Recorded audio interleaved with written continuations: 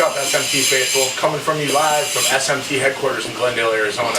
For our second weekly vlog, what we're going to try to do today is show you actually how a wheel comes into being here at SMT. We're going to start with Martin, the designer, in his office, showing you the software and how he makes the wheel actually on a computer program.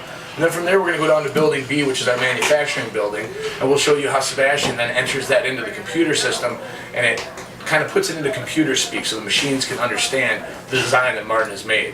So once again, we'll start with Martin, then we'll move down to the manufacturing building. We'll go through all the different steps of the process. Once the wheel is entered into the computers, it will go into one of the machines. From there, it will leave and go to either chroming or it will go to powder coat, which we do in-house. We're also moving chroming in-house coming up here in the next couple of months. So once that is completed, the entire process of making a new wheel will be all done in-house. As we stand right now, the only thing we don't do in-house is plating.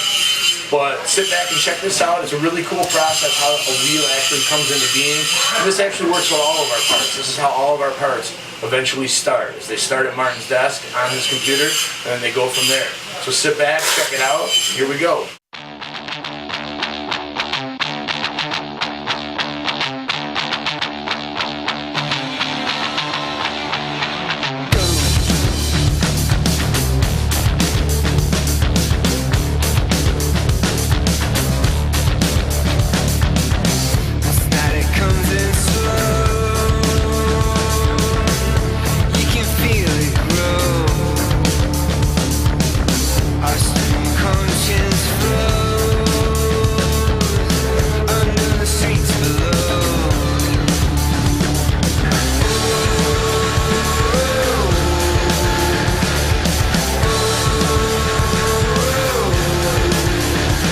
Heading into Building B, this is where it all goes down.